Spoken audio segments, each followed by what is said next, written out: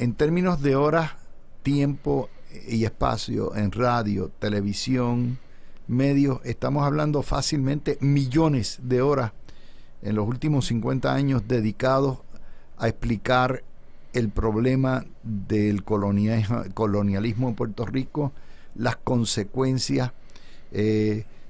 Estamos hablando de columnas de periódicos, estamos hablando de miles y miles. Y todavía hay una enorme resistencia por parte del país a descolonizar, a dar un mandato abrumador para la descolonización por la estadidad o por la independencia. ¿A qué se debe eso, Andrés? Porque tú has escrito muchos libros, muchas columnas sobre el tema, pero ¿a qué se debe la resistencia? Bueno, aquí estoy obviamente especulando y viendo el panorama histórico en Puerto Rico. Yo creo que en gran medida lo que hay es una tensión en la inmensa mayoría de los electores en Puerto Rico entre su reclamación o su reclamo, ¿verdad?, como puertorriqueño y su identidad cultural nacional, que está bastante a flor de piel, con las realidades políticas, económicas y sociales en que vivimos. Y creo que hay un juego de ping-pong mental para muchos puertorriqueños entre qué es más importante. Una reclamada identidad, vamos a decir, esponjosa en muchas áreas, y por otro lado una realidad económica que todos vivimos cada día y que la falta obviamente de representación obviamente efectiva, política, que nos pone en una posición de total indefensión, y lo estamos viviendo ahora. Te hago la pregunta porque vivimos tiempos del surgimiento del neonacionalismo, del surgimiento del proteccionismo, del surgimiento de, en cierto sentido, la supremacía racial o étnica, no solamente en Estados Unidos, lo estamos viendo en distintas partes de Europa. Y en ese contexto, la pregunta que tenemos que hacernos como estudiosos de la materia es si hay una total incompatibilidad en ser culturalmente distinto, étnicamente distinto, racialmente distinto, y a la misma vez pretender ser Estado de la Unión. No, yo no creo. Yo creo que al final del día los intereses políticos de todo ser humano, a fin de cuentas, son pragmáticos, atienden la realidad que uno se encuentra en un momento dado. Los reclamos de identidad cultural nacional son, a fin de cuentas, primero contingentes, y son también dependientes del momento en que uno vive. Yo me uso a mí de ejemplo, siempre le digo a mis estudiantes, yo pertenezco a 3 grupos distintos, políticamente y nacionalmente. Soy puertorriqueño, soy Osage, nativo de los indios nativos americanos. ¿Tú eres Osage? ¿Tú eres de Oklahoma? Sí. Yo nací en Tulsa, Oklahoma. Ah, ok. Y también, obviamente, pertenezco como ciudadano americano al pueblo de los Estados Unidos. Así que en ese sentido, pues, obviamente, mi realidad política coincide y solapa con 3 identidades distintas. Pero, ¿tú eres Osage por parte de madre o por parte de padre? De madre. Loretta, Sí, esto es tu madre, sí, ¿no? sí. Yo no sabía que era Osage. Sí, sí. La gente tiene que entender, Oklahoma es un estado interesantísimo. ¿Por qué? Porque tiene tanto Oklahoma, Tennessee, todos esos estados del centro tienen grandes tribus, más que tribus, pueblos ancestrales, entre ellos los Osage.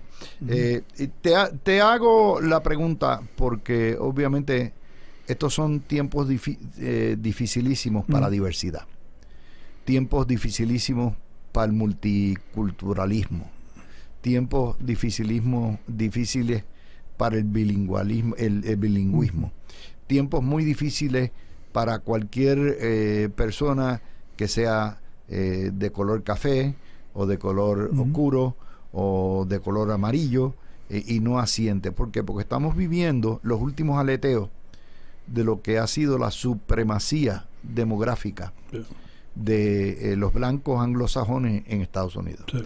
Esa supremacía está prevista para terminar entre la época del 2040 a 2050. En un momento dado, las poblaciones hispanas, afroamericanas y orientales y otras van a ser más del 51% de la población, y los blancos pasarán a ser 49%, aunque ostenten todavía el poder político. Yo soy de los que entiendo que toda esta cuestión del maguismo y del nacionalismo Trump está predicado en un nacionalismo supremacista blanco cristiano. Y es parte de esos aleteos de resistencia a lo que es una ley inmutable, que es las leyes demográficas. Bueno, yo creo, o sea, permite, yo creo que la respuesta de Trump, tanto de su primera administración, el 2017 y esta, que es un supremacismo blanco resentido. Y yo creo que en gran medida responde obviamente a los 8 años de la administración de Obama.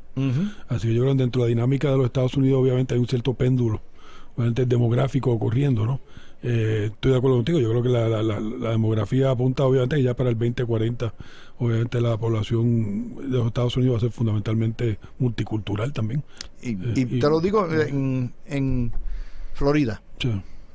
Una tercera parte de la población es hispana. Ponle que un 13 o 14% es afroamericano. De manera que los blancos en Florida, que es un estado confederado, sureño, blanco, son apenas, ponle tú, el 60% de la población. No te digo California. California es el primer estado que va a ser hispano completo, y probablemente o Arizona o Texas, dependiendo cómo estén las cosas. Y esto es parte de ese resentimiento que hay que explicarle a la gente también. No es solamente lo de Obama, es que históricamente Estados Unidos ha tenido un racismo inherente desde su incepción, desde que el debate era de la esclavitud completo, y ese racismo nunca ha sido superado. Y no estoy diciendo que todos nuestros conciudadanos son racistas, sino lo que estoy diciendo es que esa muralla racial ha estado ahí por tanto tiempo. Bueno, nosotros en Puerto Rico vivimos los casos insulares. Los casos insulares, si uno que ya mismo entramos a eso. Que si uno quiere buscar un ejemplo del racismo estructural, entre comillas, pues mire, ahí tiene un problema de unas instituciones jurídicas que están predicadas precisamente en estas actitudes de corte racial. De hecho, el fenecido juez Torruella escribió Separate but Equal, o creo que se llamaba el libro. Separate but Unequal. Unequal, de los casos insulares. Anteriormente a eso yo había escrito en Breakthrough from Colonialism, en la parte que tenía que ver con la historia de Puerto Rico y la historia de la estadidad, cuán profundo fue el efecto racial, el racismo en los casos insulares. Tú tienes precisamente un libro sobre eso, unos escritos sobre eso. Explícale a la gente de lo que se trata, porque estamos hablando de casos que ya tienen sobre 100, 120 años y que son la base filosófica y vamos a ponerle de la doctrina que justifica el Estado Libre Asociado y el coloniaje. Bueno, la historia de los casos insulares es bastante conocida, ¿no? Nosotros yo presido el comité asesor de la Comisión de Derechos Civiles de los Estados Unidos aquí en Puerto Rico. Somos un grupo inicialmente éramos 12 miembros de la comisión, ahora somos 9. Y obviamente tenemos diferentes posiciones, pero estamos obviamente dedicados en los últimos 3 años a hacer un estudio sobre el impacto de los casos insulares y la doctrina del territorio no incorporado sobre los derechos civiles de los puertorriqueños y los ciudadanos americanos en Puerto Rico. Y precisamente uno de los memorandos que hemos ya preparado, llevamos 3, era precisamente sobre la historia de los casos insulares. Un segundo memorando sobre la cláusula de uniformidad, ¿verdad? Y el trato desigual en materia contributiva, que a mi juicio es la clave de todo el andamiaje. Y tercero, el derecho al voto, que salió la semana pasada, hace 2 semanas atrás. Así que, y nos queda un último, ¿verdad? Un último memorando sobre la participación de los puertorriqueños en los programas federales. En conjunto, los 4 obviamente retratan una situación bastante penosa, ¿verdad? En cuanto a los derechos civiles de los ciudadanos americanos de Puerto Rico, que no tienen obviamente ni voz ni voto, o la voz que tiene es una voz sumamente exigua, ¿verdad?, de comisiones residentes, pero no tiene votos ni participación efectiva en los procesos políticos. Vamos a explicarle a la gente desde el caso de Downs versus Bidwell y toda la progenie de casos. El Supremo, enfrentado a lo que fue la anexión de la guerra hispanoamericana de territorios que eran de España, tanto asiáticos como... El Supremo se vio enfrentado a determinar cómo aplicar la ley y la Constitución en esos territorios. Y básicamente lo que el Supremo determina es que lo que vale es el poder sobre el inmueble, es decir, la isla, en el caso de Filipinas, el archipiélago, y no los derechos de los ciudadanos, y que anyway, como quiera, esos territorios no estaban capacitados para ser estados por tratarse de gente de color, con culturas totalmente distintas.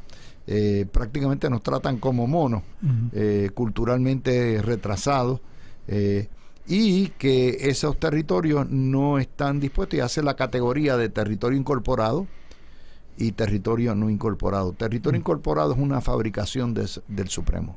Eso no existe ni en la Constitución ni en ninguna ley, y es sencillamente por doctrina federal, y que dice que permite que el Congreso pueda hacer lo que le dé la gana con los ciudadanos de esos territorios que no son incorporados.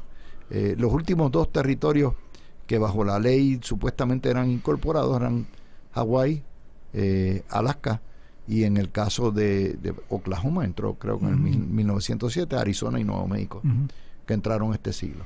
Bueno, ahí tiene la historia de los casos no incorporados, de los territorios no incorporados. En el 98, obviamente, cuando se ingresa a Puerto Rico, Guam y Filipinas a la jurisdicción de Estados Unidos, la gran pregunta era si la Constitución seguía la bandera, para ponerlo en síntesis, ¿no? Y entonces todo el debate era si le íbamos a aplicar los derechos fundamentales, los derechos constitucionales a los residentes en Puerto Rico, Filipinas y Guam. Yo creo personalmente que mucha de la preocupación en el Congreso y en el Tribunal Supremo era Filipinas más que Puerto Rico.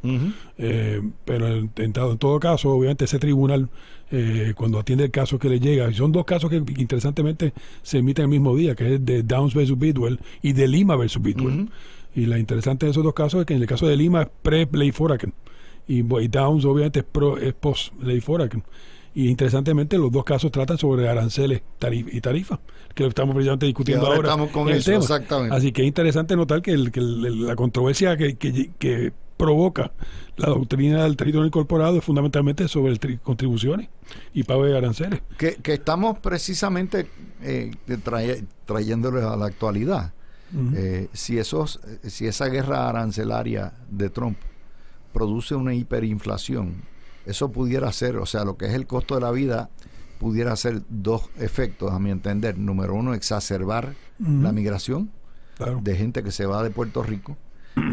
¿Y por qué? Porque buscando un costo de la vida más barato, aún con la inflación, que sería igual allá que acá, pero aquí es exacerbada.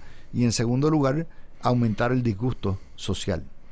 Sí, bueno, obviamente, yo estoy ya cambiando el tema un poco, pero la imposición de estos aranceles, si continúa por mucho tiempo, y hay obviamente algunas expresiones en el Senado de Estados Unidos que tal vez ya empieza a haber algún tipo de resistencia a su imposición, pues sí, eso, para Puerto Rico el impacto verdaderamente va a ser dramático, pues no solamente el 25% de los bienes que entran a Estados Unidos, sino es que en Puerto Rico, como importamos todo por mar o por aire, pues todos esos costos obviamente se incrementan. Y la ley 75, no se te olvide eso. Así que los costos van a ser obviamente dramáticos. Tú sabes que la ley 75 es el monstruo invisible que nadie quiere hablar.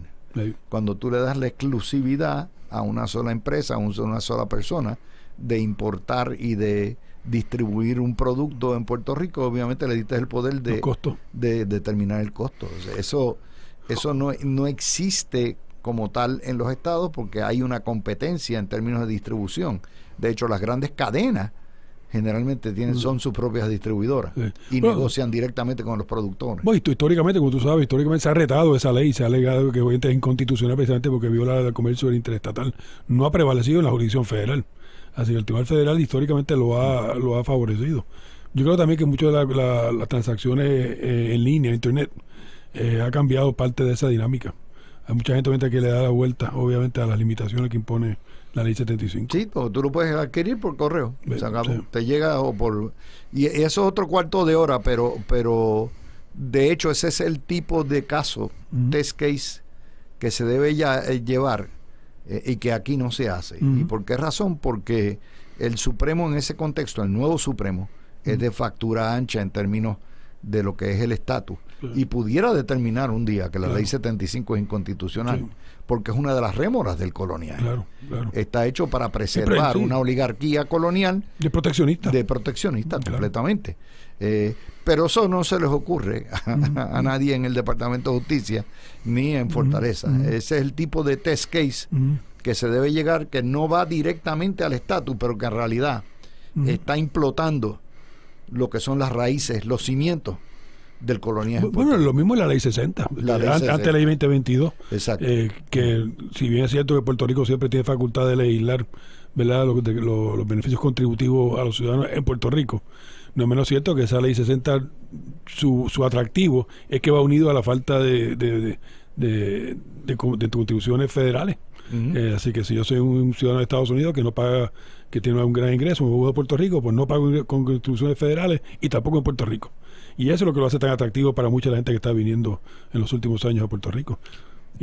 Todo este tipo de casos que parece que no, y es explicarle a la gente, obviamente no es solamente radicar una demanda para que nos den la estadidad, que no va a prosperar, porque es una cuestión política, pero es el tipo de, una vez tú vas implotando las bases.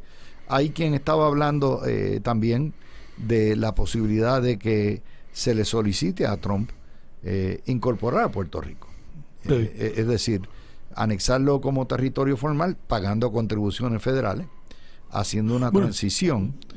Y eso pudiera también ser parte, una vez tú uniformas el sistema tributario, ya las cosas empiezan a caer en su sitio. Bueno, ese fue parte del problema en el caso de Bayo Madero. Si recordarán, hace unos años atrás, Grijalva, ¿verdad?, cuando era presidente de la Comisión de Recursos Naturales de la Cámara, inició una resolución en la Cámara para que el Tribunal Supremo declarara la incorporación de los territorios y desistiera de los casos insulares.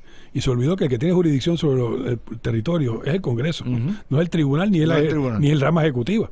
Así que el que tiene toda facultad para declarar que la incorporación del territorio en todo caso es el Congreso de Estados Unidos. No lo ha hecho por razones que todos creo que sabemos, el cálculo político del momento, ¿no? Pero aún Trump, yo creo, no tiene la misma facultad que no tiene de conceder la independencia por orden ejecutivo. Que ya mismo vamos a tocar eso. Tampoco creo que tiene facultad de declarar incorporación porque no le corresponde al Ejecutivo. Lo que sí tiene el Ejecutivo, y Biden prometió hacerlo y no lo hizo, era obviamente tratar a Puerto Rico uniforme en todos los programas federales. Pero Trump pudiera muy bien ordenar, aunque desafía la ley, que Puerto Rico pague contribuciones federales a la gente. Y una vez ordena eso por decreto, se forma el lío. Porque hay que ir, empieza el debate. O sea, ese es el tipo de... Pues tengo mis dudas si pudiera hacerlo, porque obviamente el tax code... Bueno, eso le corresponde al Congreso. Claro. El tax code, así que por orden ejecutiva él no puede imponer sustituciones. Pero oye... Pero no es la primera vez que le ignoraría la facultad del Congreso. Para Trump ignorar una ley, eso es un guiso, porque tú sabes que él ignora la Constitución, él se quiere reelegir y quiere eliminar la ciudadanía por nacimiento, que son garantizadas por la Constitución. O sea... No se va a guiar a él mismo. Pero ese tipo de análisis que estamos haciendo de cómo entrarle al hueso, cómo desmantelar el coloniaje en Puerto Rico sin cambiar a la independencia o a la estadidad, primero, es desmantelando todas las bases económicas del modelo económico. No, y estoy de acuerdo, y la incorporación es la manera de hacerlo.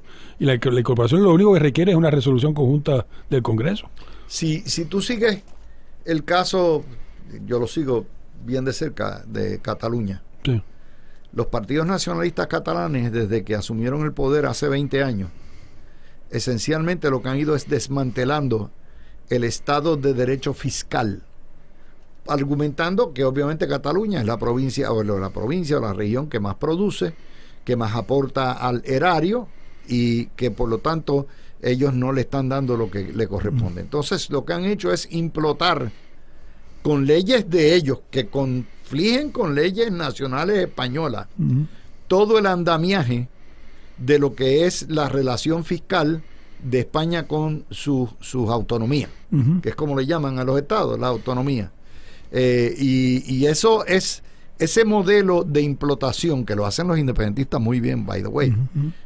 Lo hizo también en el Partido Nacionalista Vasco, pero el Partido Nacionalista Vasco no va al extremo de hacer un proceso e imponer una independencia, a pesar de que son independentistas.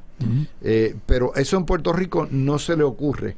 No, inclusive leí la semana pasada que el comisionado residente Pablo José Hernández estaba sometiendo un proyecto precisamente para insistir en el trato diferencial contributivo a las corporaciones foráneas en Puerto Rico para darle mayores beneficios. Y al gobierno estadista no se le ocurre hacer todo lo contrario. Uniformar todo el sistema y decir vamos a aplicar todas las leyes fiscales en Puerto Rico y hacer una transición. Claro. Que es lo que hay que hacer. Y la forma de proteger, obviamente, y tratar de inocularse un poco la resistencia de la oposición de la farmacéutica, digamos, y la manufactura que esté a favor de ese proyecto, o de ese tipo de trato. Darle un grandfather clause. Un grandfather, ya está. Darle ya está un sunset law, ya está. Mira, tiene 20 años para poder, y ya se acabó. Y se acabó. Y de ahí para abajo se acabó la fiesta. Y cero otorgación de nuevos decretos. Ya eso resuelve en gran parte el problema que hemos estado hablando, pero cuando tú tienes una secretaria de justicia que señala que, caramba, no hay, o sea, y lo declara, ¿verdad?, como política pública contraria a lo que ha dicho la gobernadora, pero política pública de la justicia del país, de que el estatus es un asunto político y que no le corresponde al Departamento de Justicia, entonces tienes un problema, porque le has puesto un coto a todo lo que son el llevar casos normativos, el caso que reten todo el andamiaje colonial, porque como es un asunto político, eso le corresponde. Yo un buen ejemplo salió hace un par de días atrás, un anuncio del senador Wyden, precisamente sobre la investigación que están haciendo en el Congreso sobre Pfizer. De Pfizer. Y eso realmente, eso retrata, me parece, el cuerpo entero, el problema que estamos viviendo. Esa es la teoría. Cuando regresemos, obviamente, vamos a venir a los temas de la llamada la orden fatula ejecutiva de independencia. Vamos a hablar también de todas las otras medidas que hay un caso en la sociedad, en la interamericana, de derechos civiles. Todo eso lo vamos a regresar ya mismito. Así que este Jueves Santo, en un programa especial, estamos tocando esta primera hora el tema del estatus con el profesor Andrés Córdoba de la Universidad de la Facultad de Derecho de la Universidad Interamericana, y regresamos con más de La Mirilla. Si Trump decidiera o declarara que quiere la independencia para Puerto Rico, la isla se vacía. O sea, eso es así. Se paralizan todas las inversiones, colapsan los valores. Y este grupo es un grupo racista, un grupo totalmente antipuertorriqueño, que lo que quiere es imponer a su manera, por encima de la voluntad del pueblo puertorriqueño, una independencia que nadie quiere. Pero dinos un poquito más. Tú has hecho análisis sobre esto. Sí. Bueno, sí, yo creo que el grupo obviamente que somete esa petición de manera un tanto indirecta y solapada, ¿no? Pues obviamente está buscando obviamente que se declare la independencia por fiat ejecutivo. Todos sabemos obviamente que eso, como tú bien señalas, eso fue un ejercicio un tanto puro publicitario, nada más para buscar y aprovecharse de la inestabilidad del presidente Trump, ¿verdad?, que está decretando estas órdenes ejecutivas un tanto contrarias a derechos, muchas de ellas, y a ver si se colaba. Pues no creo que vaya a pasar, y como tú indicas, no basta con una orden ejecutiva, bastaría solamente, como tú me señalas, decir que él favorece la independencia, que se va a mover en esa dirección, y el efecto político va a ser inmediato. Yo creo que al final del día eso fue una estrategia mal pensada, creo que es contraria a los intereses de la inmensa mayoría de los puertorriqueños, inclusive los independentistas, que yo creo que a fin de cuentas lo pinta obviamente de una posición bastante autoritaria. Pero si Trump muerde el anzuelo para sus propias razones políticas, hiciera la declaración nada más, sin una orden, fíjate lo que está pasando con Islandia. Trump está amenazando con anexarse, invadir Islandia, pero en realidad Groenlandia. Él no tiene el poder ni la voluntad para invadir lo que es territorio de Dinamarca, que es un miembro de la OTAN, aliado nuestro, y que invocaría inmediatamente el título 5 para que vengan los demás en defensa. Eso es algo que él no va a hacer. Pero ¿cuál es la estrategia de él? La estrategia del provocador. Él hace eso para que Groenlandia declare la independencia unilateralmente e inmediatamente haga un pacto de defensa y protección con Estados Unidos, similar a lo que está haciendo con Ucrania, explotando los recursos minerales y utilizando lo que es la masa continental de esa isla, que es casi un continente, para la defensa en el Ártico. De manera que su objetivo no es lograr anexarse propiamente como territorio a Groenlandia, sino crear la inestabilidad, hacerlos independientes y dependientes de Estados Unidos. Sí. Bueno, pero la política internacional de Estados Unidos después de la segunda, y aún antes de la Segunda Guerra Mundial, nunca fue del imperialismo clásico europeo. Nunca fue la idea de intervenir en los países, quedarse con las tierras, como hicieron los ingleses y lo hicieron los franceses. Ahora sí. No, bueno, esto es algo novel en caso de él, porque la realidad es que Estados Unidos aprendió, francamente, que lo bueno era crear mercados donde ellos podían tener relaciones comerciales y no tener, obviamente, las consecuencias de la presencia, vamos a decir, política en los puntos. Que este cambio de Trump, verdaderamente, es algo novel en los últimos 80, 100 años de los Estados Unidos. Eso se llama gorileo, eso canseo.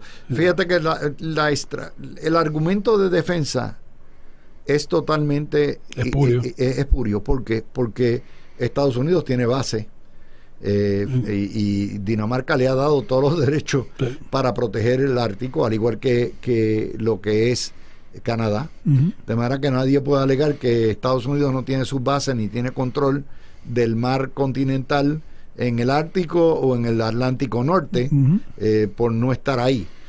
Todo el interés aquí es puramente imperialista. O sea, explotar los minerales. Es explotar los minerales de raros, los metales raros que hay, explotarlos como está haciendo con Ucrania. Esto no se había visto desde probablemente lo que son la expansión del siglo XIX. La expansión de Estados Unidos y lo que fue la política de las cañoneras de Roosevelt. De principios del siglo pasado. Bueno, la guerra hispanoamericana, que mientras Puerto Rico pasa a Estados Unidos, fue un incidente en ese molde, ¿no? Sí, pero y eso verdaderamente es contrario, me parece a mí, a los mejores intereses de Estados Unidos, porque está quemando todos sus aliados, todas sus relaciones políticas en el campo internacional, y está exponiendo obviamente a Estados Unidos haciendo alianzas con Rusia, entre comillas, y destruyendo a la OTAN. Yo creo que, por ejemplo, esas declaraciones de no descartar acciones militares contra Groenlandia es verdaderamente tirar un fósforo, verdaderamente en un pastizal para ver si prende fuego con la OTAN. Ya vimos las reacciones en Dinamarca y las reacciones de otros países también con referencia a Ucrania, así que todo el modelo que Estados Unidos había construido después de la Segunda Guerra Mundial verdaderamente se está viendo abajo, a mi juicio, y eso verdaderamente es peligroso porque pone a la seguridad nacional de Estados Unidos en una posición de relativa indefensión. Y hay otro análisis que tenemos que hacer. Yo llevo 50 años escribiendo, trabajando sobre el estatus.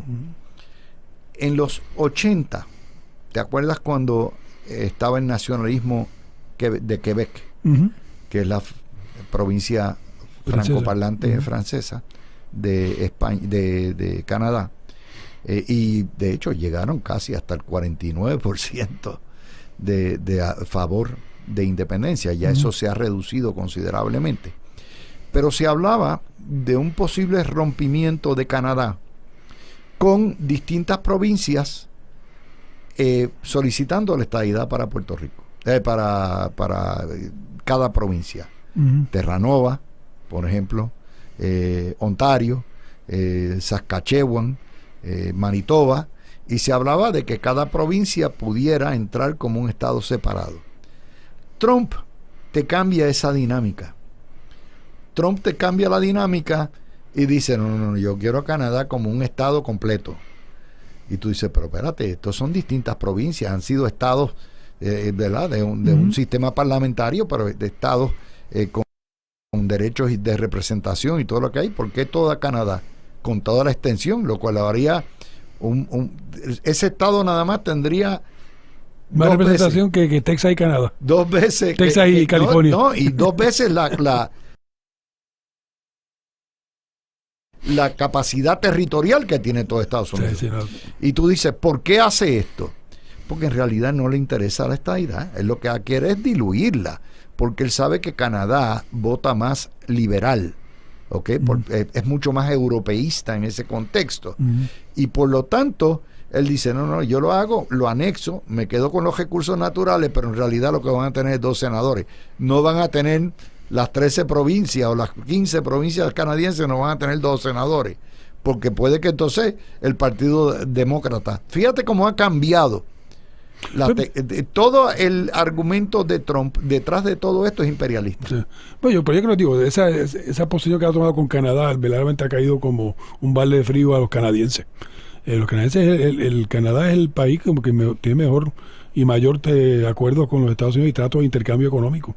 Y verdaderamente hay una población, no sé cuál es la población, que está cerca de los 100. Canadá tiene como 35 millones de habitantes y es un... Que de hecho un poco más que Florida, que tiene 22 y tiene recursos naturales, pero por un tubo y 7 llaves.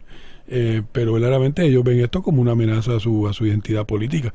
La idea de la anexión de Canadá se discutió en un momento de la Guerra de Revolución, que cuando se hablaba entre la guerra de independencia de Estados Unidos, que Canadá también se uniera a ese movimiento. Sí, eso es así. Y en aquel momento dijeron, no nos interesa unirnos a ese proceso. De hecho, la gente no lo sabe, pero cuando Luisiana entra a la Unión, una de las cosas que se discutían era no solamente el lenguaje, sino crear a Luisiana como un estado cajún, un estado básicamente francoparlante. Sí.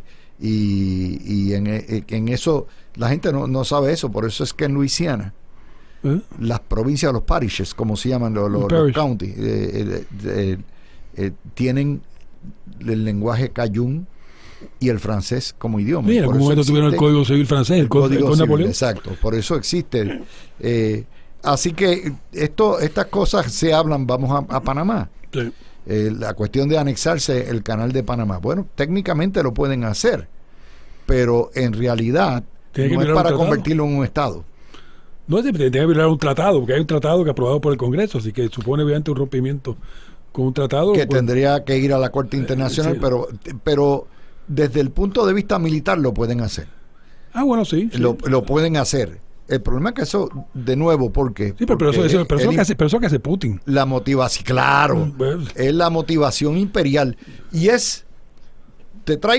hemos hecho todo este cuento de colación para decirles a ustedes lo difícil que es en un momento como este, de una política imperialismo cruda, lo difícil y lo cuesta arriba que se hace lograr la estadidad para Puerto Rico también.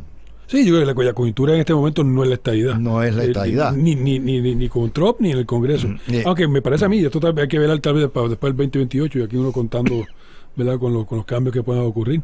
Con un gobierno demócrata en su día, de repente la estadidad para Puerto Rico puede ser una forma de destrancar el Senado.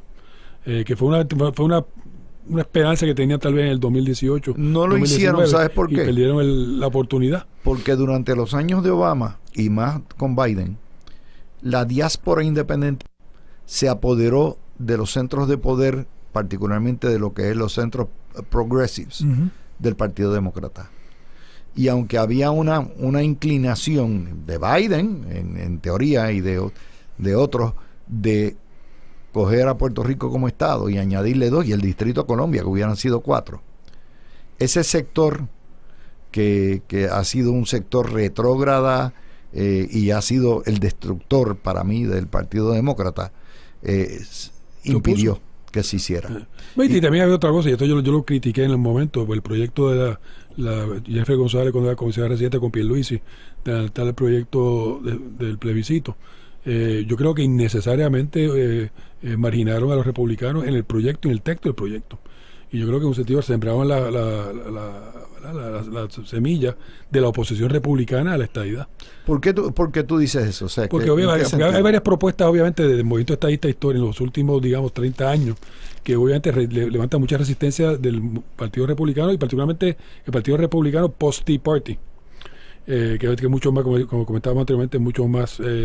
vamos a decir, racista en muchas formas, y también mucho más intolerante, ¿verdad?, de los hispanos. Pero un ejemplo, yo creo que es el hecho de la ciudadanía americana. el issue obviamente de concederle ciudadanía americana bajo la independencia, ¿verdad? O bajo la libre asociación en ese proyecto, no sale de la gatera en el Congreso. Y ponerle el proyecto meramente como una concesión a Nidia Velázquez, lo que hizo fue crear una antipatía de parte de los republicanos innecesariamente. Eso es una píldora venenosa. Sí, ¿no? Pero crearon la resistencia. Y lo es, ¿sabes por qué? Porque toda la historia de la descolonización implica una ley de deslinde, que de hecho en Puerto Rico la hubo. Sí, con el Tratado de París y la ley Fora, que es una ley de deslinde. De hecho, la ley 600 tiene todavía partes que son ley de deslinde de ciudadanía. Sí. Pero en aquella época el problema es qué vamos a hacer con los súbditos de la corona española que viven en Puerto Rico. Pero mira el efecto político que ha tenido ese tipo de mentalidad. Okay. En la elección del año pasado, el Juan Dalmau saca cerca del 29%. Obviamente, pero eso es un por ciento que hay que poner un asterisco, porque es una elección o una candidatura con ciudadanía americana para muchas personas. Y bueno, pero eso no es verdaderamente factible desde el punto de vista jurídico y político. ¿Y cómo se hace una ley de deslinde? Bien fácil. El modelo es Hong Kong. Los hongkoneses no eran ciudadanos británicos, pero eran nacionales, tenían pasaporte británico. Y lo que se hizo fue en el pacto de cesión de devolverle Hong Kong a China, se hace una disposición que va cancelando, le pone una fecha de expiración a los pasaportes de los nacionales. Pues en el caso de Puerto Rico sería una ley de deslinde para tal fecha. El puertorriqueño que permanezca en la isla se entiende que es un nacional puertorriqueño y se entiende que ha renunciado a su ciudadanía americana, y todos aquellos que permanezcan en los estados y en el continente continuarán, han ratificado, ya está. Sí. Bueno, y eso comentábamos en una conversación que tuvimos hace un tiempo atrás, y es que al final del día el Congreso puede legislar sobre cómo se va a retener la ciudadanía para los que la tengan ahora. E inclusive pudiera legislar, decir, los que se quedan en Puerto Rico, obviamente una vez se declara la independencia, pierden la ciudadanía americana. Pues, claro, seguro, pues, lo optaron, no porque se la quiten, porque optaron por la decisión, sino porque el acto optativo de tú quedarte implica ya que te quedas en tu nación. Porque no hace ningún sentido político que Estados Unidos vaya a reconocer un país independiente compuesto de todos los ciudadanos de su país. Sí, es absurdo. Y fíjate otra cosa, hay esta época del nacionalismo trumpista, también es una época que ve con sospecha las ciudadanías duales. Sí.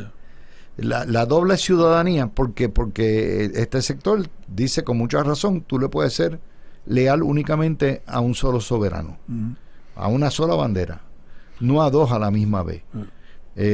Y entienden también que la ciudadanía dual es un mecanismo para que los inmigrantes entren y retengan, por ejemplo, un dominicano que retiene su ciudadanía dominicana y se hace ciudadano, pues ciudadano de dos.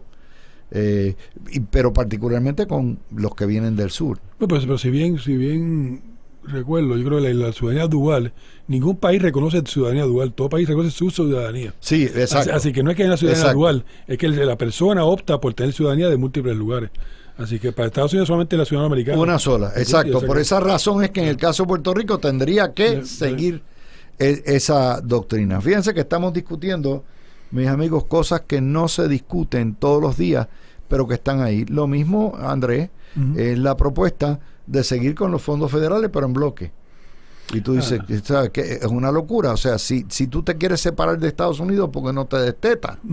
Que es lo que va a preguntar cualquier legislador, cualquier congresista que tenga dos dedos de frente. Si ustedes no me quieren a mí, entonces ¿por qué mis contribuyentes tienen que pagar la cuenta de ustedes? No, claro, ¿no? Y es que eso es parte de la idea de que nosotros tenemos un derecho a recibir obviamente el mantengo federal. Bueno, eso es una actitud, me parece que nosotros lamentablemente la hemos cultivado entre nosotros por décadas, de que dependemos de los fondos federales y por tanto no nos lo pueden quitar, porque tenemos derecho por hecho natural a los fondos, lo cual sabemos que es un absurdo.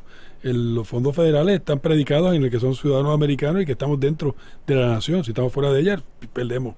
Y no te la pueden quitar, entre comillas, porque el Congreso, aún la legislación, todo lo que es los casos de Baello, todo esto, Puerto Rico sigue siendo propiedad del Congreso, y el Congreso hace lo que le da la gana con Puerto Rico. Valle Madero es un buen ejemplo de ello. Valle Madero, a fin de cuentas, es lo que llamo la segunda generación de casos insulares. Correcto. Que Puerto Rico es un territorio no incorporado y no tiene que aplicarle todos los derechos de los ciudadanos de Puerto Rico. Ahora, ¿por qué razón tú crees que el juez Gorsuch ahí dijo que había que eliminar los casos insulares, la doctrina? Pues Gorsuch es un juez muy interesante. Gorsuch es un juez que, viniendo obviamente de la experiencia de Colorado y del oeste de los Estados Unidos, responde, yo creo, a una dinámica de los Estados Unidos jurídicamente hablando muy distinta. Él también ha sido muy defensor de los derechos de los indígenas, en muchos de los casos, obviamente, en Oklahoma precisamente. Así que yo creo que él ve, obviamente, en los casos insulares una doctrina que es fundamentalmente racista y que tiene toda la razón. Lo dice así mismo en su opinión concurrente en Baello. Y yo creo que a fin de cuentas él es un republicano clásico, ¿verdad?, de defensa de los derechos individuales y que no cree a fin de cuentas que el Estado deba intervenir con esos derechos y esas libertades particulares. Y el caso de los puertorriqueños, pues son ciudadanos americanos que están obviamente disenfranchised, ¿verdad?, están excluidos de esa participación política. Y esos mismos argumentos que estamos haciendo en términos de la independencia son los mismos argumentos que han impedido cualquier tipo de llamado desarrollo o mejoría del ELA. Porque todos están predicados en que Puerto Rico es soberano, que Puerto Rico tiene que estar fuera de la cláusula territorial y escoger qué leyes le aplican y cuáles no, y encima de eso predicados en la cuestión de dame, pero yo no te tengo que dar nada. Sí, puede ser la idea de, pero el Estado Libre Asociado, creo que siempre lo destaco, ¿no? El Estado Libre Asociado no es un estatus. No, el Estado Libre Asociado es el nombre del gobierno. El estatus es la ley 600. Y el Partido Popular históricamente ha utilizado el Estado como un gancho publicitario, mediático, para buscar su apoyo, pero verdaderamente el estatus es territorio, independencia o Estado. Y esos son todos tres estatus disponibles. Yo creo que los que abogan obviamente por beneficios contributivos obviamente a Puerto Rico, los que abogan por el territorio no incorporado, lo que está haciendo es dejando a los puertorriqueños sin representación y sin voz, ¿verdad?, en el Congreso, y no podemos defender nuestros intereses. Al final del día, yo creo que los puertorriqueños que debemos ser Estado porque queremos defender nuestros intereses. Ahora mismo no podemos defender nuestros intereses en el Congreso. Que yo nunca he entendido, fíjate, yo siempre he propuesto que la ley 600 debe estar en un plebiscito, en que sea de o 2 rondas o 2 preguntas. Pues con el modelo del plebiscito de Fortuño en el 2012, que era el modelo, ya está. Sí, pero era como territorio. Pero si tú le pones la ley 600, ¿verdad? Ley 600 del Congreso, primero no pueden ir con el cuento de que el Commonwealth ha sido excluido, porque está ahí. Ese es el Commonwealth. Sí. Y en segundo lugar, obliga a la gente a decir, tú quieres permanecer bajo este estatus. Sí. No es lo mismo tú llamar las palabras mágicas del ELA y llamarle ELA que ponerlo como ley 600. Permanecer igual bajo la ley 600. Pero históricamente el Partido Popular siempre ha insistido en el nombre de fábrica. Sí, por eso. Porque saben que ahí no están los electores, los votos. Pero la realidad es que no es una alternativa constitucionalmente válida.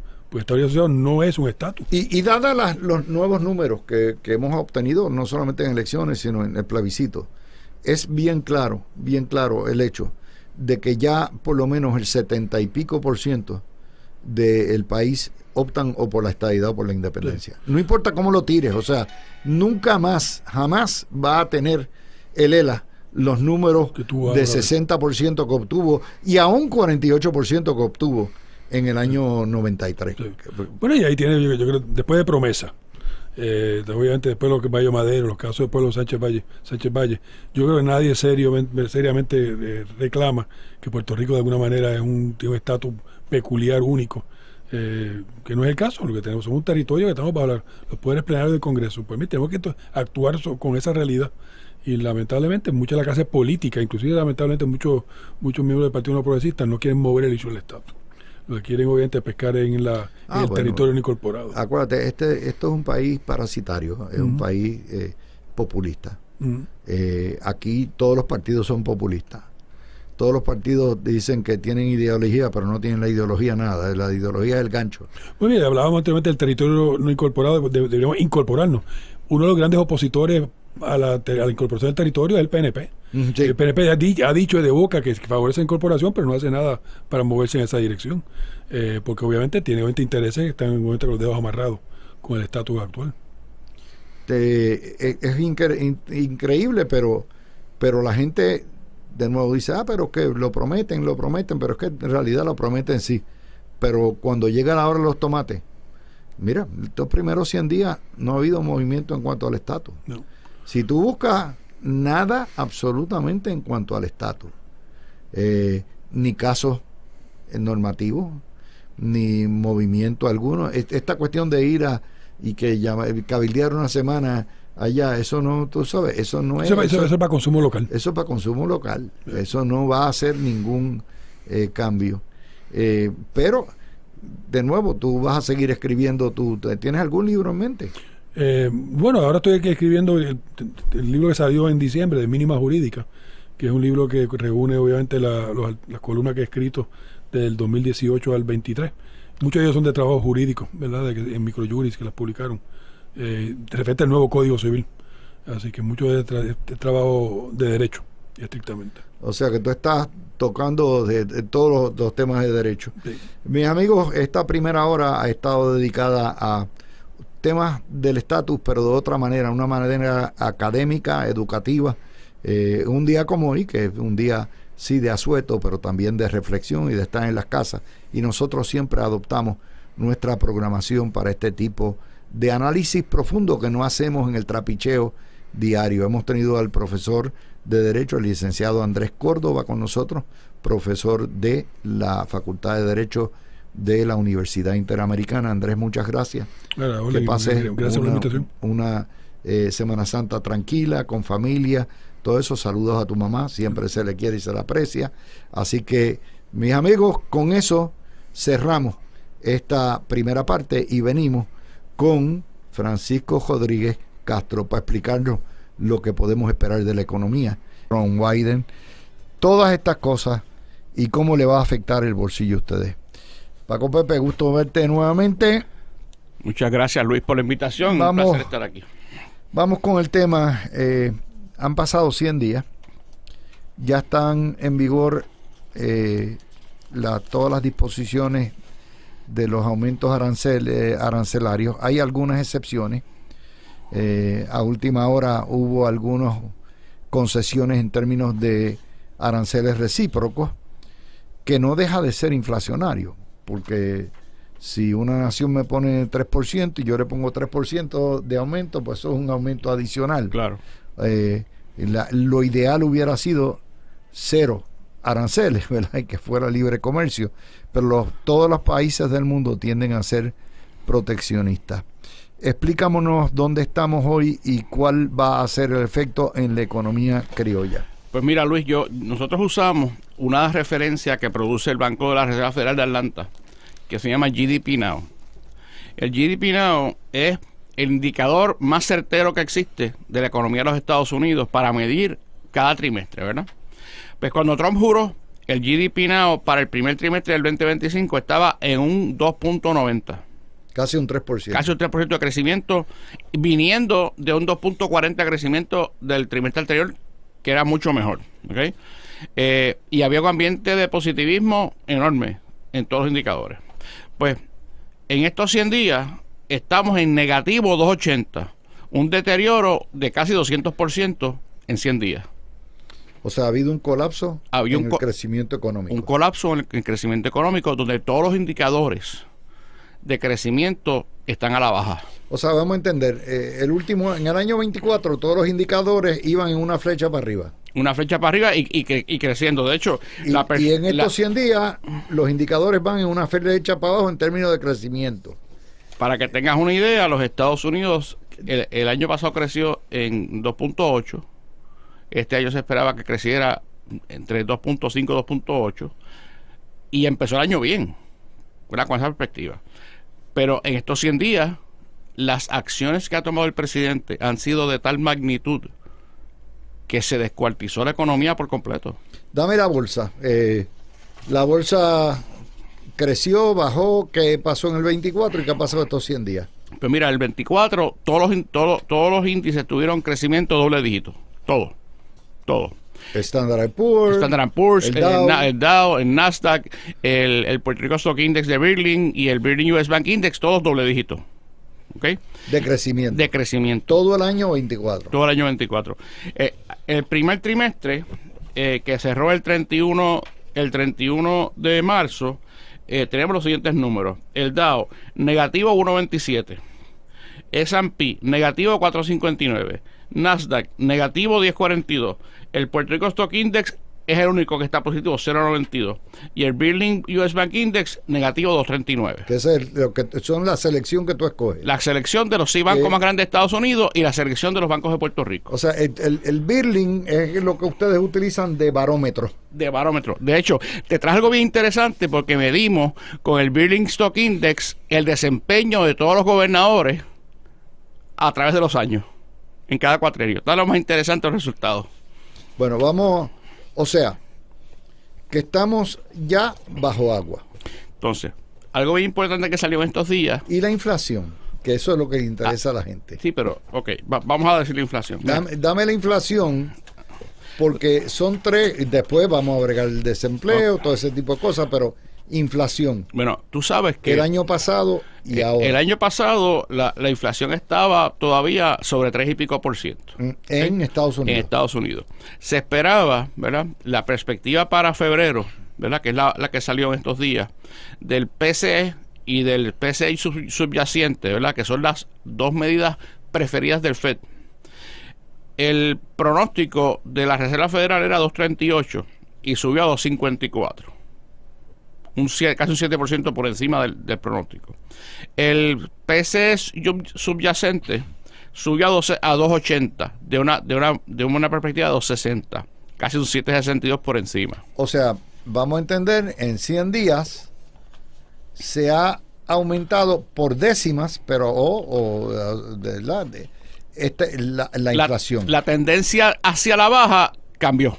Ahora va para arriba. Y ahora va para arriba, y tú sabes que el que piense que los aranceles no los vamos a pagar nosotros, debe ser bien amigo de Santa Claus y del que trae los chavos de los dientes, ¿verdad?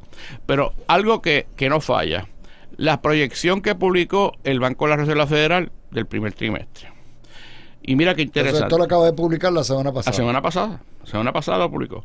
Ellos habían puesto para de crecimiento, y como te dije ahorita, un 2 puntos y pico de crecimiento. Lo bajaron para el 2025 a 1.7, para el 2026 1.8 y para el 27 1.8, de 2.1, 2.0 y 2.0.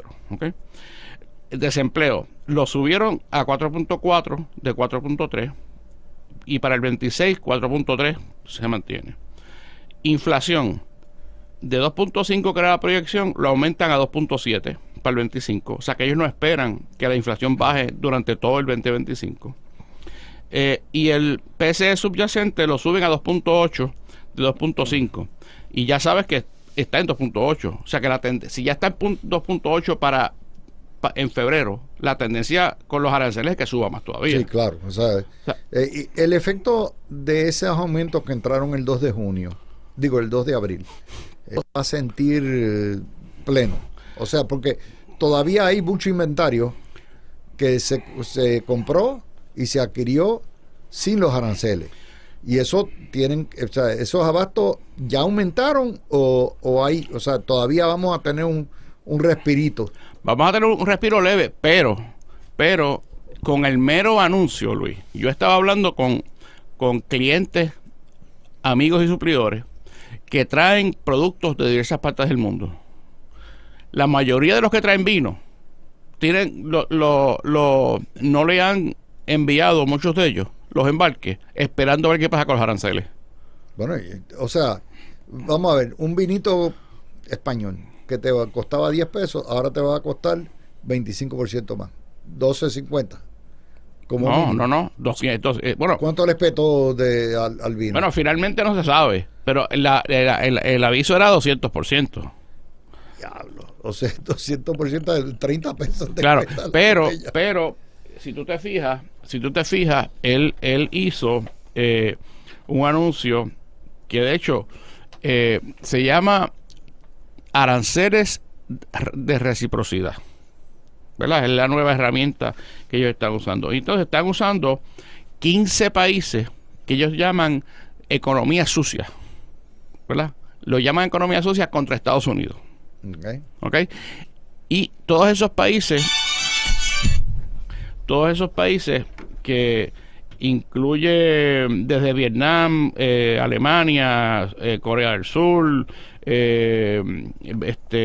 Islandia, Francia, 15 países, India. Esos países aproximadamente, te voy a dar la lista, Luis, estos son los países. Y te los pone sucia porque tienen aranceles altísimos sobre productos de Estados Unidos. Eso, y porque hay un déficit en contra de Estados Unidos. Okay. Esos 15 países tienen colectivamente 1.2 trillones de déficit o de surplus contra Estados Unidos. O sea que ellos nos envían 1.2 trillones, mucho más. Y nosotros, o sea, nos venden más de lo que nosotros le compramos, de lo que nosotros le vendemos a ellos. Y además de eso, tienen un montón de reglas proteccionistas en sus economías para que los productos americanos no se vendan en contra de los de ellos. ¿Okay? Y los países son China, Unión Europea, toda la Unión Europea, México, Vietnam, Taiwán, Japón, Canadá, Suiza, Corea del Sur, Sudáfrica, son todos nuestros aliados, Camboya, todos nuestros socios comerciales, todo, Malasia, Tailandia, Indonesia e India. O sea, ha habido... Eso es casi el 100%, el 99% de los productos de nuestros productos. Exacto, correcto. O sea, ha habido un periodo, ¿verdad?, de muchos años de intercambios de esta manera para que estas economías sean fuertes, porque son aliados, ¿verdad? Y Estados Unidos tiene su influencia. Pero ahora vemos cómo el presidente Trump está usando los aranceles como una herramienta de autobalance, creando un ambiente proteccionista en los Estados Unidos que no se ve desde los años 30. O sea, la lógica es que las fábricas regresen y que vengan a construir acá todo doméstico y todo eso. Eso toma tiempo. ¿Cuánto tiempo? Por ejemplo, ensamblar un carro y montarlo aquí. ¿Cuánto nos va a costar? 8 años. O sea, ¿cuánto va a tomar? Años. Fácilmente. Eso años. O sea, cualquiera que haga una fábrica nueva. O reestructurar una fábrica abandonada y ponerla de nuevo, años. 3 años, 4 años. Trae líneas de producción de autos nuevos, ¿verdad? Por ejemplo, BM, Nissan, Volkswagen, y otros producen aquí. Pero tenemos que pensar y acordarnos que a base del NAFTA, que ahora es el UMSCA, ese supply chain completo entre Canadá, México y Estados Unidos está integrado. Y esto lo desintegra. Y esto lo desintegra por completo. O sea que todos los carros americanos, la inmensa mayoría, va a pagar aranceles porque muchos hacen algunas cosas en México, otras en Canadá, y se consolidan en algún punto en Estados Unidos para fabricarlo, o se fabrican en Canadá o se fabrican en México. Los comerciantes que aquí pues compraban mucho de México o le compran de Colombia, compraban productos ¿verdad? De Canadá, ¿qué tienen que hacer ahora? Los de aquí, el local. De China, por ejemplo, que tienen 25% más. Mira, es una cosa sin precedentes, Luis, porque el problema es que no hay certeza. No hay certeza porque todas las mañanas la historia cambia y hay una nueva amenaza. O sea, no hay una jurisprudencia específica. O sea que, y eso es lo que crea, esa incertidumbre crea un colapso en las compras. La gente deja de comprar, se aguanta, la gente deja de vender. La gente deja de vender. La gente no puede almacenar inventarios porque aquí en Puerto Rico tenemos el problema adicional que tenemos un impuesto al inventario. O sea que es nosotros tenemos, yo te diría que la peor combinación, porque tenemos unas amenazas de aranceles gigantescos, tenemos el impuesto al inventario, y la reacción lógica de tanto los que envían como los que compran es aguantarse a ver qué va a pasar.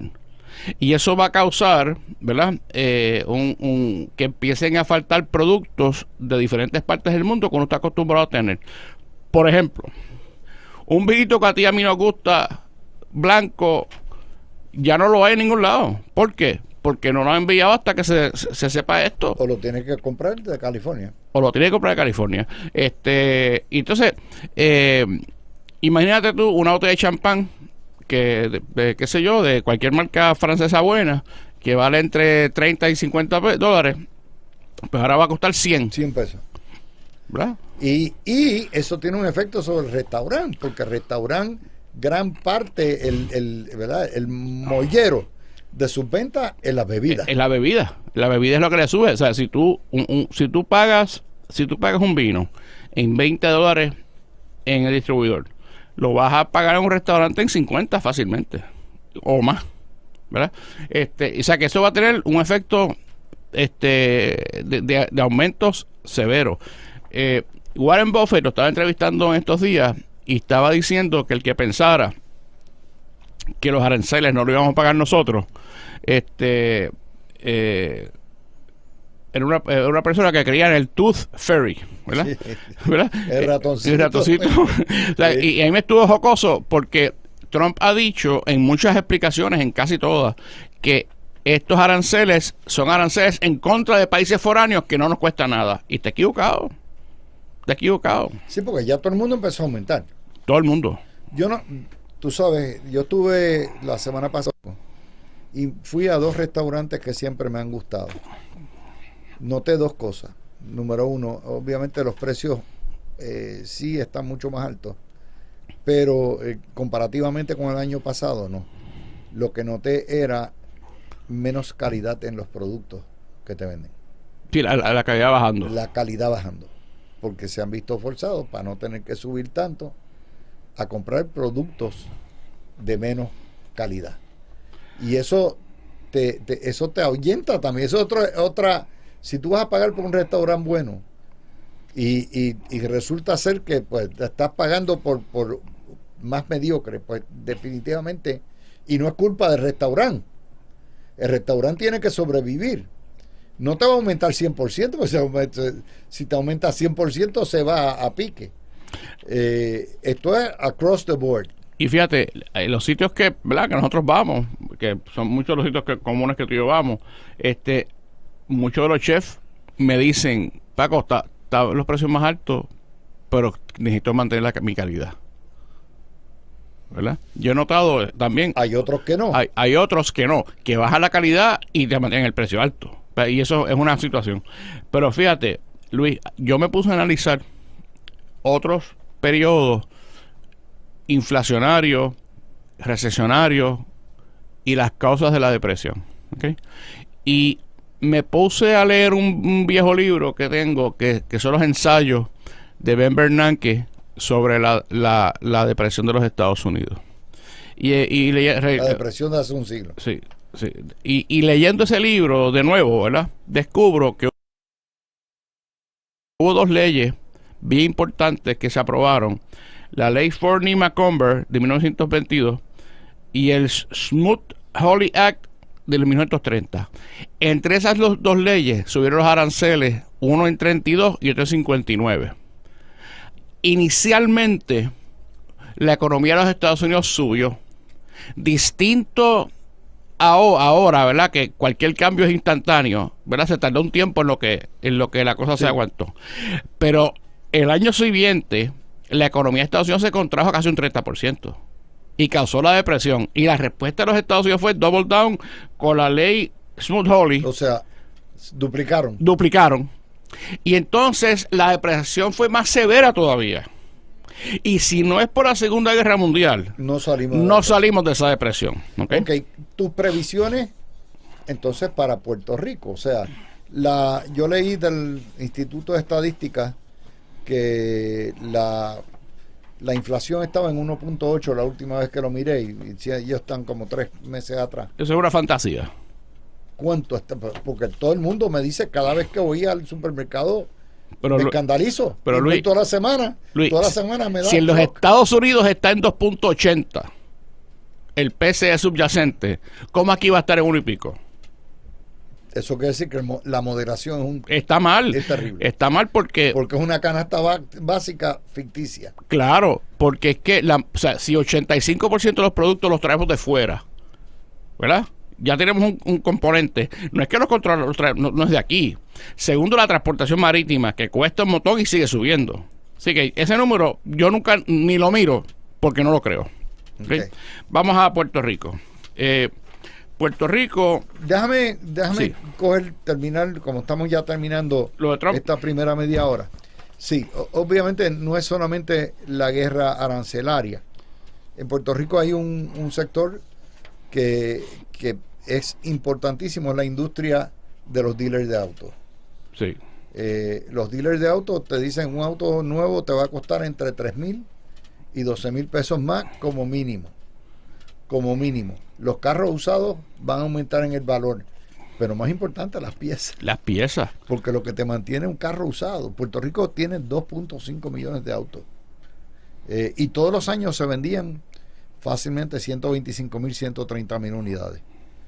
Esto va a coger un cantazo bien grande. Sí, porque esto es un impacto que va a impactar todos los sectores, Luis. No va a haber un solo sector que no se impacte, porque la ley es demasiado amplia. O sea, es una cosa, o sea, la ley no, las órdenes ejecutivas de las tarifas son demasiado amplias. Y hay 5 cosas. Pero antes de eso, sí. Fíjate las comparativas. Ajá. En Puerto Rico se vendieron creo que 900 casas nuevas. Y el año pasado se vendieron cerca de 125,000 autos. Compara una cosa con la otra. O sea, todo te va a subir. Todo te va a subir. Pero Puerto Rico probablemente el producto de consumo, aparte del alimento y la gasolina, que más se gasta, y la energía que más se gasta, es en los automóviles. Porque el automóvil no es solamente que tú gastaste cuando lo compraste y pusiste el pronto. Es que todos los meses tú estás pagando más los intereses. No, aparte que aquí no hay transporte colectivo fiable. O sea, que aquí no hay alternativa. No hay alternativa. Tú tienes que tener un carro, o algo. No, o si coges el de Uber te va a aumentar también porque le aumentó todo. Correcto. Mira, yo creo que la gente debe estar pendiente de 5 cosas sobre esto de Trump, para terminar este argumento. Ha causado una distorsión económica que ya vimos en los números de proyecciones, tanto del Fed como los nuestros. Ninguno de estos países se va a quedar tranquilo y no va a meternos unas tarifas iguales. Sí. El impacto que va a tener en el intercambio global va a ser devastador para muchas economías, inclusive la nuestra. Y hay una perspectiva histórica, como te dije, de procesos similares que hizo Estados Unidos, que crearon una depresión que duró casi 12 años. Y hay 2 visiones de esto. Yo busqué, ¿verdad? Porque uno tiene que iluminarse. Yo busqué 2 visiones de 2 de los CEOs de los bancos más grandes de Estados Unidos y quizá del mundo. David Solomon, el CEO de Goldman Sachs, dice que el presidente es un firme creyente que los desbalances que nos cobran el resto del mundo son equivocados. Y está haciendo todo su esfuerzo para nivelar el terreno de juego. ¿Okay? La otra es Jamie Dimon, el CEO del banco más grande del mundo, que es JP Morgan Chase, dice que él no piensa que el americano en promedio va a cambiar muchos sus hábitos de consumo por las tarifas o aranceles, pero estoy seguro que las compañías sí lo van a cambiar, forzando a todo el mundo a cambiar su hábito de compra. Y la poca certeza que ha creado el presidente es lo peor que le puede pasar al clima de inversión. Eso es un statement bien fuerte, ¿verdad? Entonces vamos a Puerto Rico. Vamos a coger Puerto Rico después de la pausa. Pero quería, tú sabes, poner en perspectiva esto, porque obviamente la próxima análisis va a ser cómo nos muerde y correcto, cuánto tiempo nos va a morder, que también es otra cosa. Nosotros acabamos de pasar por una inflación brutal, desde antes de la pandemia. Entre el año 19 y 24, te voy a dar un ejemplo. Hoy en día tú no consigues una mixta por menos de 12, 11 pesos. Antes, yo recuerdo, en el año 19 tú conseguías una buena mixta por 8 pesos. O sea, es un aumento, mi hermano, de 30 y pico % en 5 años. Y te puedo decir, no, ¿verdad? La electricidad, todo lo que nos ha aumentado. La gente va al supermercado, la gente lo siente en el supermercado. Y lo siente en el supermercado porque hay también lo que se llama la ley de distribución, de exclusividad en distribución, que obviamente el que tiene un solo producto y tiene derecho a venderlo en todo Puerto Rico y que no tenga competencia, te va a espetar el máximo. ¿Cómo se sobrevive eso? Es una de las preguntas que vamos a contestar cuando regresemos de la pausa. Y cómo podemos, si tú crees que la inflación va a ser mayor durante estos 4 años a lo que fue durante los 4 años de la pandemia, que nos esbarató completamente, y cuánto más. Así que poniendo aranceles como ya hablamos, a más de 15 países o regiones, con 1.2 trillones de intercambio comercial, y que no haya aumentos en todos los precios, ¿verdad? Y ya discutimos ahorita los países. Bien, yendo a Puerto Rico, Luis, la perspectiva, aquí hay 2 visiones de la economía. Está la visión de la Junta de Planificación y está la visión del Fondo Monetario Internacional. ¿Okay?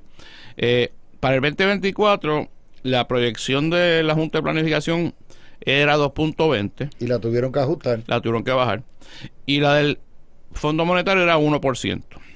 Sobre Puerto Rico. Sobre Puerto Rico. Para el 2025, la Junta de Planificación tiene una proyección de 1.20 y el Fondo Monetario 0.80. Prácticamente nos tiene negativo. Correcto. Y para el 26 es negativo. Bien. ¿Esto es año fiscal o año natural? Esto es año fiscal. Okay. Entonces, sea, el 26 es lo que cubriría de julio a junio del año 26. Pero quizás la muestra más inmediata de lo que está pasando lo estamos viendo en el índice de actividad económica que produce el Banco de Desarrollo Económico. Este índice, que mide 4 segmentos claves de la economía: el consumo de gasolina, producción energética, non-farm payrolls, y las ventas de sacos de cemento, ¿verdad? Que coge 4 sectores bien importantes, empezó a bajar desde diciembre del 23 y cayó en contracción en marzo del 24. Desde marzo del 24 hasta noviembre, que es el último número que han publicado, no han publicado ni diciembre, ni enero, ni febrero, está en una contracción de 1.1, o sea que 9 meses consecutivos de contracción. ¿Ok?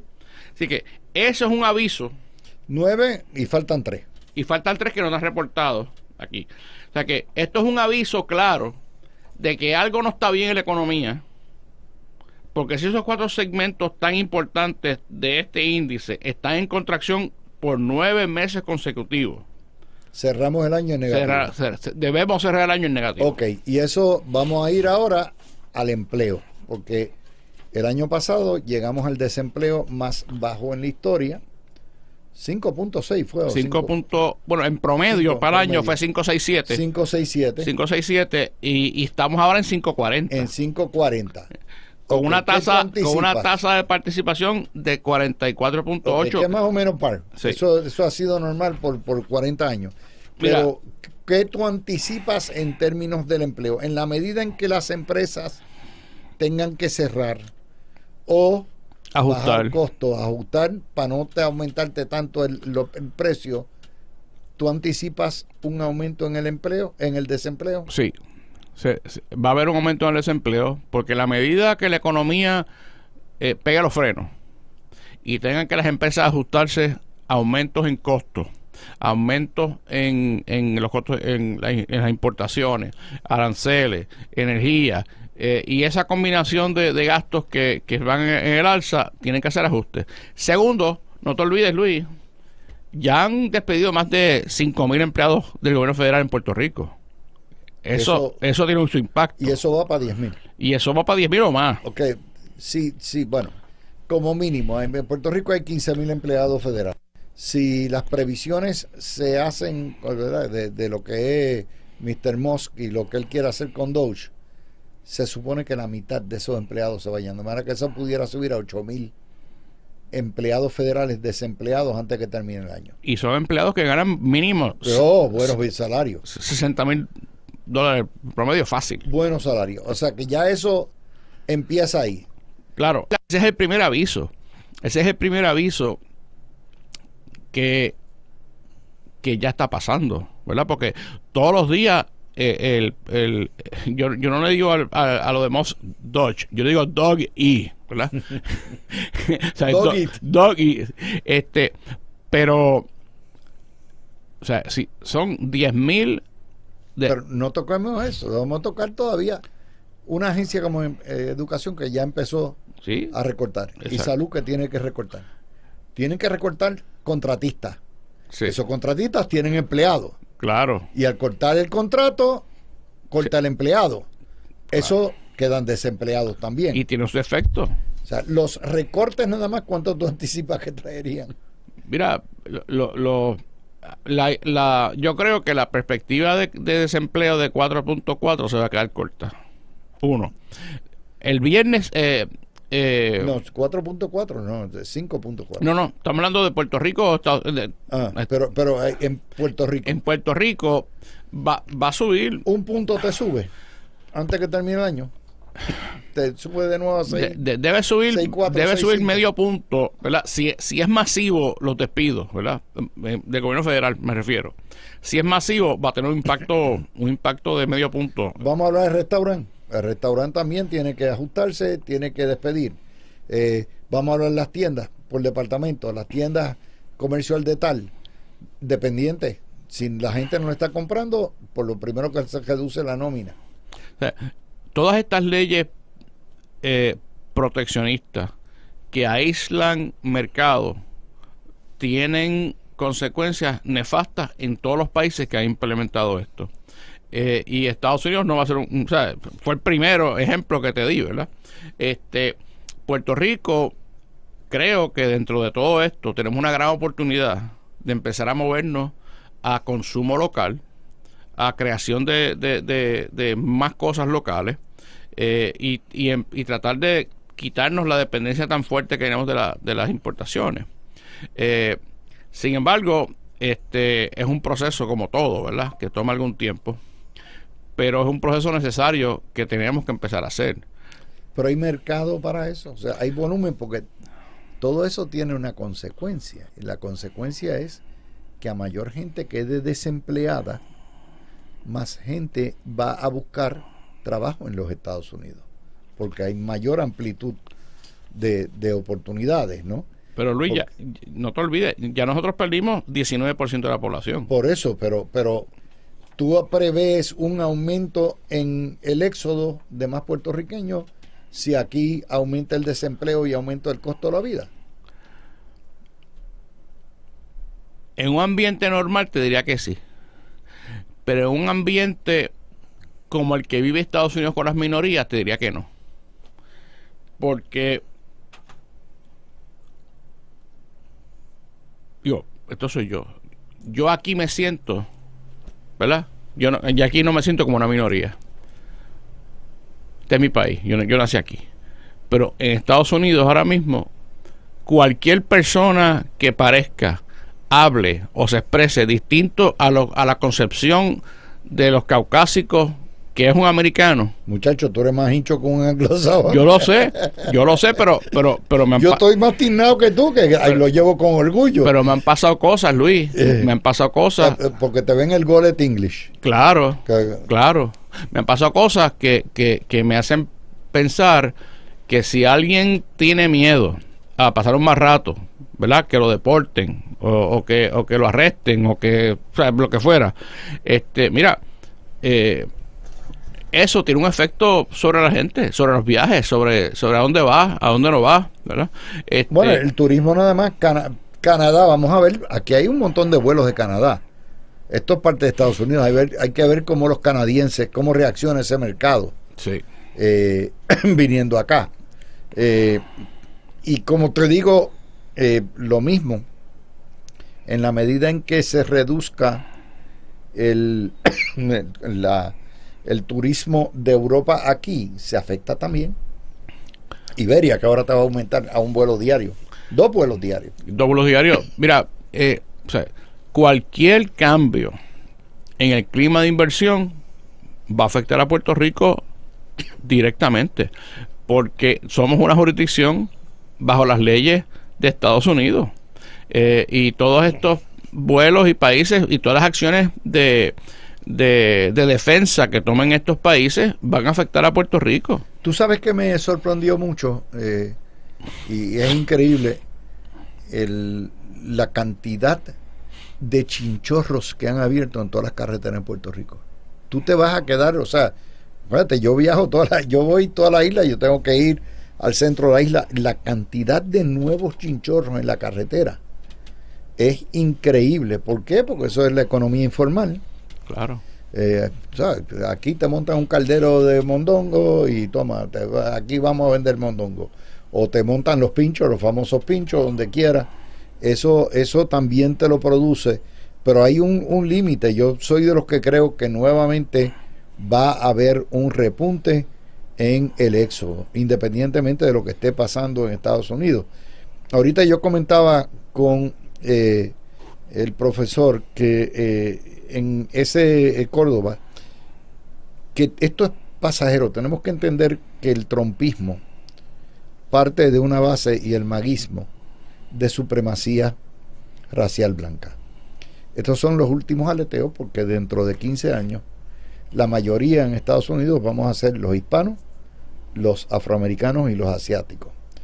Y todo esto es parte, o sea, Trump está explotando lo que ven, el cambio demográfico brutal. Un cambio demográfico que lo resienten algunos anglosajones cuando oyen hablar español en la calle, cuando oyen a Bad Bunny quedarse con el mercado, cuando ven en el béisbol las estrellas hispanoamericanas. Eso poco a poco va. Esto es un proceso pasajero que, por cierto, en la historia de Estados Unidos ha habido periodos en la historia de un anti-inmigrante bien fuerte. Lo hubo en el siglo XVIII, en el siglo XIX, en el siglo XX, precisamente hace, qué sé yo, 100 años exactamente, el Aliens and Seditions Act. ¿Tú te acuerdas? Sí. Ese periodo de la Guerra Mundial, de la Primera Guerra Mundial, donde vinieron muchos migrantes, porque Europa quedó devastada. Italianos, polacos, irlandeses. Había un movimiento de independencia en Irlanda. Los rusos judíos. Todo eso provocó un periodo antimigrante fuertísimo. Y lo estamos viendo ahora. Esto va a pasar. Va a pasar de aquí a 15 años. Cuando Trump se muera, no va a ser igual. Y los herederos de Trump no van a tener el comando que estamos viendo. Así que yo lo veo así, ¿sabes? Es provisional y es cíclico.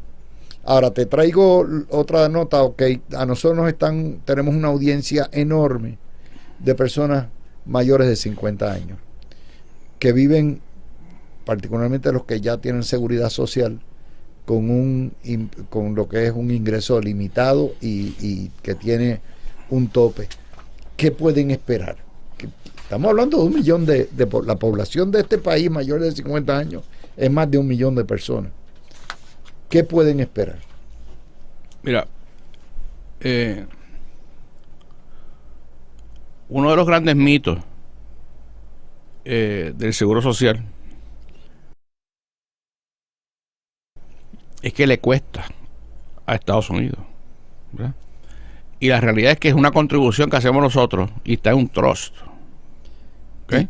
O sea que y que es revolving, porque que es lo revolving. que se gasta en el Seguro Social se gasta en la economía. Correcto, la economía. correcto. Así que esta discusión de algunos republicanos Es falaz. es una falacia porque su punto de partida es incorrecto. Es totalmente incorrecto. Primero, que es un regalo. Y segundo, que no beneficia a la economía. Claro, son dos parámetros que ellos establecen que es absurdo. Así que esto, cuando traten de meterle mano al Seguro Social, se van a unir todos los Attorney Generals de muchos estados y van a meterle mano y van a detenerlo, porque es inconcebible. Esto es un fideicomiso perpetuo donde están todas las aportaciones tuyas y mías de 40 y 50 años. Pero yo no creo que sean tan osados. ¿Sabes por qué? Y ya lo estamos viendo en las tú sabes. En las elecciones especiales que vienen ahora, ¿verdad? Todo esto lo estamos viendo. Y la repulsa va a ser tal que la repulsa a Biden se va a quedar chiquita. Porque han pisado tantos callos. Eso no hay que ser un genio. Hay que estar en la política un rato para saber lo que va a pasar. Yo te traje un regalo que lo tengo ahí. Porque cuando venía para el programa dije yo fui a una farmacia que tú conoces en Dorado, de esas de la comunidad, y encontré unos libros bien interesantes de otro periodo de Puerto Rico donde pensaron que votando empleados públicos iban a arreglar el país y no fue posible, y tú viste cuáles fueron los efectos para Fortuño. Pues te traje este regalo para que un librito. Es un librito. Yo no sabía que existía, Luis, ese libro. Un libro. Y lo conseguiste en una farmacia. En una farmacia. ¿Qué hacer antes después que Fortuño te vote? Yo no sabía que ese libro existía. Y el otro libro azul dice esto. ¿Quién escribió esta poca vergüenza? Yo no sé, Luis. No tiene autor. Debe tener un autor. Pero yo estaba buscando en la farmacia de Golden Motte se llama. Yo estaba buscando en la farmacia un jarabe, y la farmacéutica, que es amiga nuestra, nos dijo: siéntate por ahí, y me puse a mirar por la farmacia y encontré más de 20 libros de eso. Entonces pues compré unos cuantos, y el primero te lo entrego a ti, ¿verdad?, para tu colección de libros. Pero fíjate, lo hago como una referencia. O sea, nunca ha habido periodos en ningún país en donde despedir masivamente empleados públicos federales o estatales redunde en positivismo para los líderes políticos. Y tú sabes que en Estados Unidos tienen la situación de que en menos de 2 años vienen los midterm elections, y eso va a tener un impacto directo contra... Por eso te estoy diciendo, o sea, esto, si el costo de la vida, la inflación la inmigración fueron el tema, la inmigración, Trump la resolvió cerrando la frontera, olvídate. Sí. Pero si el costo de la vida fue el tema principal que tumbó el gobierno Biden, imagínate lo que va a pasar. Lo que va a pasar con él, porque él dijo que al otro día él iba a guiar la inflación. O sea, y eso obviamente ha hecho, es más, ni ha vuelto a hablar de eso. Pero fíjate, Luis, una cosa que hemos estado calculando, ¿verdad?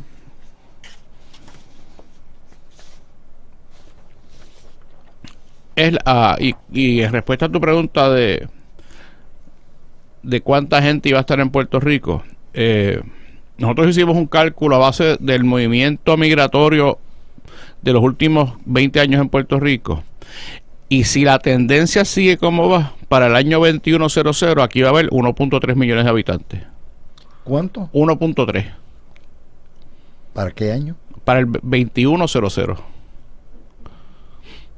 Bueno, estás hablando de aquí a 75 años. Esa es si la tendencia, ¿verdad? Estos modelos lo hicimos. Yo creo que va a ser, o sea, si aquí no hay una inversión total, va a ser menos de eso. 2 millones es mucha gente. 1. Al paso que vamos. 1.3. ¿Okay? Y nada, ¿sabes? Si en 20 años perdimos 20%, pues ya tú sabes. Pero que otra de las cosas en Puerto Rico que es bien triste es que aquí hay dos Puerto Ricos, ¿verdad? Como tú y yo hemos hablado muchas veces.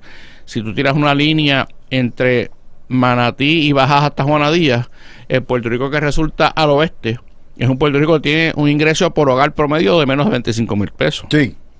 Y el Puerto Rico que resulta al este es un Puerto Rico que está 1,000 pesos por encima del nivel de pobreza, en 32,000.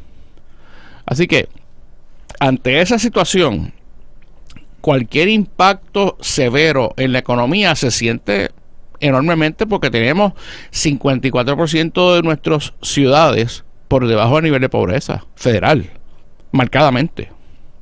Y eso es algo que hay que atender. Hay que atender. ¿Y cómo se atiende? Pues miren, nosotros tenemos que hacer una agenda de transformación, porque lamentablemente nosotros no lo que está haciendo Trump, pero sí controlamos las leyes de Puerto Rico y tenemos que empezar a legislar para hacer cambios que creen un nivel de libertad económica gigantesco en Puerto Rico, que volvamos a tener un crecimiento sostenido independiente de lo que pasa en Estados Unidos. Yo te digo lo siguiente, o sea, no estamos metiendo miedo, lo que estamos bregando, lo que tú nos has dado hoy son datos, y los datos tú no los puedes contradecir. O sea, los datos es la tendencia. Tú podrás ser trompista, podrás ser maguista, podrás ser demócrata, lo que sea, pero como dice el Ángel Rosa, los datos son los datos. Lo que viene son años muy difíciles. Yo lo entiendo así. Yo entiendo que esto ha sido un jamaquión brutal. No es una depresión, yo espero que no lleve una depresión. Espero que no. Pero sí creo que nos va a meter a Puerto Rico en una recesión. Porque tú me estás hablando de inflación y de aumento en el desempleo y con una perspectiva de crecimiento limitada. Y de crecimiento económico, eso es una recesión. ¿Cuánto duran las recesiones? Aproximadamente 2 años. 18 o 2 años, dependiendo de cuán rápido pueda el país reaccionar. O sea, estamos hablando que el próximo año, 26, 27, podemos esperar un decrecimiento económico. Sí. Eso no es bueno tampoco para el gobierno, porque le van a echar la culpa. El incumbente siempre le echan la culpa de sí, todo, ¿no? Cualquier cambio económico y va a pagarlo, lo va a pagar en contra del partido en el poder. Y eso, fíjate, pero de hecho, Luis, yo te envié esta presentación que estoy usando para discutirla contigo, te la envié para que la puedas poner en tus redes y la publiques y la gente pueda ver esta información, que son datos fehacientes y recomendaciones. Pero yo... Ese es el informe tuyo ahora de abril. Sí, este es el informe de los primeros 100 días para todos los efectos prácticos. Del primer trimestre, repasado el primer trimestre, pero en esta ocasión quise añadirle una agenda de transformación, ¿verdad? Y donde tenemos un minutito más. Y eso, pues, lo que hacemos es que en otro momento lo discutimos esa agenda. Bueno, tú sabes que nosotros cada 3 meses. Por eso. Cada 3 meses nosotros medimos el aceite. Obviamente la próxima medida va a ser, estamos a mitad de abril, a mitad de julio, vamos a estar midiendo cómo hemos ido en esos 3 meses. Yo espero que nos equivoquemos.